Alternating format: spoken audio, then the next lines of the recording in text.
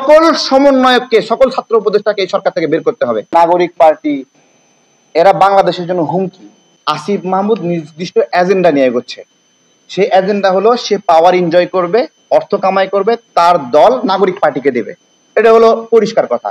Any chance এরা যদি দীর্ঘ সময় পাওয়ারে থাকে, এদেরকে সরানোর কোনো রকম সুযোগ মানুষ পাবে না। এটা সবচেয়ে আতঙ্কের জায়গা যে এরা স্বৈরাচারের চেয়েও বড় স্বৈরাচার হয়ে উঠবে। এর রাজনৈতিক অভিলাষের কারণে এরা আজকে এই ফোরামটাকে একটা নির্দিষ্ট গোষ্ঠীর বানায় ফেললো, নির্দিষ্ট গোষ্ঠীর বানায় ফেললে এবং নির্দিষ্ট গোষ্ঠীর বানায় ফেলে কি করলো? মাহফুজ আলম ঘোষণা দেয় যে ইসলামপন্থীদের রাষ্ট্রকল্প হতে দেবে না। নির্দিষ্ট একটা গোষ্ঠীর বানায় কি করলো? সমকামী, গে, তাদেরকে এখানে আশ্রয় দিল। বলেন, তারপরে আরো নির্দিষ্ট কিছু মতামতের লোকে কি করলো? যে তাদের ভাবাদর্শ নাকি বহুত্ববাদ। তো এই তাহলে আমরা আন্দোলন করলাম, সবাই একসাথে আন্দোলন করলাম, ইসলামপন্থীরা তুমি রাষ্ট্রের ভাবাদর্শ ঢুকে বা বহুত্ববাদ, এটা তো আশা করে না। পোস্ট ট্রুথ নামে একটা কথা আছে, সত্যোত্তর। অর্থাৎ জনপ্রিয় ব্যক্তির বিরুদ্ধে সত্য কথা বললেও ওই জনপ্রিয় ব্যক্তির মিথ্যা কথাটাই সত্য রূপান্তরিত হয়, আর সত্যটাকে সত্য হিসেবে প্রাধান্য পায় না। এটা হলো পোস্ট ট্রুথ। বর্তমান সময়ে এই যে আমাদের বৈষম্য বিরোধীরা এত জনপ্রিয় হয়ে গেছে যে এদের বিরুদ্ধে কোনো সত্য তথ্য দিলেও মানুষ এটাকে গুজব মনে করে। একটা জনপ্রিয় শক্তির বিরুদ্ধে সত্য ইস্টাবলিশ করা কতটা কঠিন তা আমরা হারে হারে টের পাচ্ছি। এবং বাই এনি চান্স এরা যদি দীর্ঘ সময় পাওয়ারে থাকে, এরা যেহেতু জনপ্রিয়, এদেরকে সরানোর কোনো রকম সুযোগ মানুষ পাবে না। এটা সবচেয়ে আতঙ্কের জায়গা যে এরা স্বৈরাচারের চেয়েও বড় স্বৈরাচার হয়ে উঠবে, কারণ এদের পাশে মানুষের জনপ্রিয়তা আছে।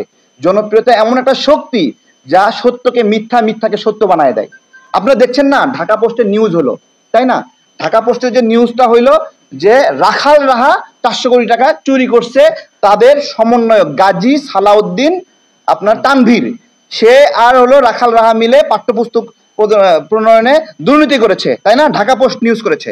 আমার কথা সহজ, দেখেন, ঢাকা পোস্ট যদি ভুল নিউজ করে, উদ্দেশ্য প্রণোদিত নিউজ করে, ডিফেমিং করার উদ্দেশ্যে নিউজ করে, তাহলে ঢাকা পোস্ট গ্রেপ্তার হবে না?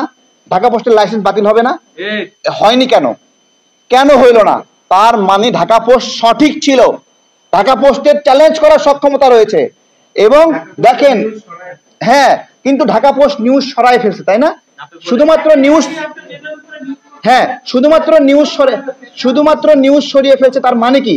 শুধুমাত্র নিউজ সরিয়ে ফেলছে অর্থ একটা সমঝোতা হয়েছে, গাজী সালাউদ্দিন তানভীর সমন্বয়ক, তার সঙ্গে সমঝোতা হয়েছে, রাখাল রাহার সঙ্গে সমঝোতা হয়েছে। এগুলো তো একটা প্রমাণ পাচ্ছে ভাই। আপনারা যদি এগুলো না দেখেন তাহলে কিভাবে হবে? আসিফ মাহমুদ নির্দিষ্ট এজেন্ডা নিয়ে এগোচ্ছে। সেই এজেন্ডা হলো সে পাওয়ার এনজয় করবে, অর্থ কামাই করবে, তার দল নাগরিক পার্টিকে দেবে। এটা হলো পরিষ্কার কথা। মানে সে যে নাগরিক পার্টির প্রতিনিধি, আমি আপনাকে এখানে প্রমাণ দেব। কি প্রমাণ দেব? দেখেন, এই যে বন্যার মধ্যে আমাদের চাউল শেষ হয়ে গেছে রান্নার।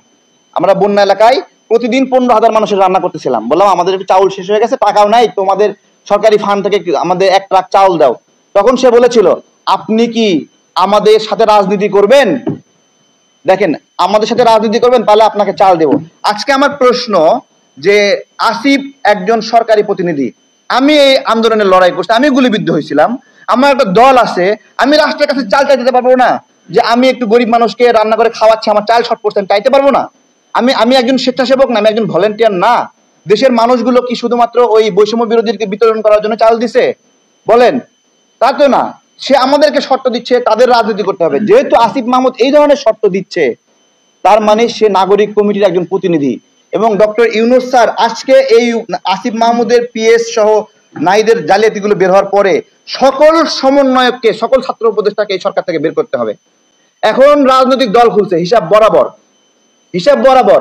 তার লড়াই পবিত্র আর আমার লড়াই অপবিত্র নাকি? আমাদের ত্যাগ অপবিত্র, তার ত্যাগ পবিত্র। তার রক্ত হলো হালাল, আমার রক্ত হলো হারাম। বলেন, আমি যে রক্ত ঝরাইছি সেই রক্তের মূল্য নাই, তার রক্ত ঝরাইছে, তার রক্তের মূল্য আছে। আমার দলে 7 জন হারাইছে, সে দেখাক। তাদের 5 জন না, 1 জন মরে গেছে, তারা দেখাক। তাহলে এগুলো তো এখন এগুলো বিবেচনা করার সুযোগ নাই। লুটপাট করবে, বসুন্ধরা গ্রুপের টাকা নিয়ে রাজনীতি করবে। বসুন্ধরা গ্রুপের টাকা নিয়ে রাজনীতি করতে হলে কি করতে হবে? মুনিয়া, ধর্ষণ এবং হত্যা মামলা চাপা দিতে হবে। নাগরিক কমিটি সেই কাজটাই করবে। সহজ হিসাব। রূপায়ণের কাছ থেকে টাকা নেবে, রূপায়ণের বিল্ডিং নেই, তার মানে কি? তার মানে রূপায়ণের যে অবৈধ মামলাগুলো আছে, বিভিন্ন ধরনের জমি দখল আছে, হয়রানি আছে, ভূমিদস্যু আচরণ আছে, সেই সবকে প্রোটেক্ট করবে নাগরিক কমিটি, তাই তারা রূপায়ণের কাছ থেকে নিচ্ছে। আমরা কি পাগল নাকি? বাংলাদেশের মানুষ বোঝে না নাকি যে রূপায়ণ তাদেরকে একটা বিল্ডিং দিয়ে দিবে আর রূপায়ণ তাদের কাছ থেকে কিছু নেবে না? এত প্রেম, যে প্রেম উতলায় বলছে রূপায়ণের সম্পদ বেশি হয়ে গেছে, বসুন্ধরা স্বপ্ন সম্পদ বেশি হয়ে গেছে, সেই সম্পদ সব বিলাই দিয়ে বেড়াচ্ছে না? সেই সবার প্ল্যাটফর্মটাকে কতিপয় সমন্বয়ক তাদের রাজনৈতিক ইচ্ছা পূরণ করার জন্য এই প্ল্যাটফর্মটাকে তাদের কুক্ষিগত করে ফেলেছে। যখন থেকে এটা কুক্ষিগত হয়ে গেছে তখন থেকে এটা একটা আলাদা রাজনৈতিক ফোর্স হিসেবে দাঁড়াইছে। তারা আলাদাভাবে রাজনৈতিক কার্যক্রম করে, আলাদাভাবে নিয়োগ বাণিজ্য করে, জালিয়াতি করে, লুটপাট করে, জেলায় জেলায় লুটপাট করছে। এবং এই যে রাজশাহীতে 4 জন সমন্বয়কে আটকায় রাখে, বাদাম দিল, এমনি এমনি দিছে? বলেন, জায়গায় জায়গায় কত বিষয়। আপনারা তো নিউজ করতে পারেন না। আপনাদের নিউজ করতে হলে নিউজ করতে হয় সমন্বয়ক পরিচয় চাঁদাবাজি, ডাইরেক্ট সমন্বয়ক চাঁদাবাজি করতে লিখতে পারেন না। কেন লিখতে পারেন না বলেন? এই দুর্নীতিটাই অন্য একজন উপদেষ্টার নামে বের হতো, তাহলে অন্য একজন উপদেষ্টার নামে বের হলে তাহলে তাকে কিন্তু এতক্ষণে বহিষ্কার করা হতো। আমার কথা, এই বহিষ্কারটাই আসিফ মাহমুদকে কেন করা হবে না? আমার জিজ্ঞাসা এটাই। আপনারা প্রশ্ন করেন যে তাকে কেন বহিষ্কার করা হবে না? সে জালিয়াতিতে জড়িত। সে দেখেন, আপনাদেরকে একটা প্রশ্ন করি, আসিফ মাহমুদের পিএস মোয়াজ্জেম হোসেন পিএস নাকি? পিএস এর কোনো ক্ষমতা আছে? কোনো ক্ষমতা আছে? নাই। তাহলে পিএস ওখানে যে এক লিস্টে, এই যে দেখেন এক লিস্টে লেখা মোয়াজ্জেম হোসেন স্যার, হলুদ করে মার্ক করা, এই যে লিখা, এই যে পিএস মোয়াজ্জেম হোসেনের নাম লেখা, ওইটা আসিফ মাহমুদরে পাঠাইছে না ওখানে? বলেন, আপনাদের বুদ্ধি বিবেক কি বলে? আসিফ মাহমুদ করাইছে না এটা, নাকি পিএস নিজের ক্ষমতায় করছে? বলেন, তাই না? আসিফ মাহমুদ পাঠাইছে না? তাহলে এতগুলো অবৈধ নিয়োগ করার পরে আমরা দীর্ঘদিন নিয়োগ জালিয়াতি নিয়ে কষ্ট পাচ্ছি।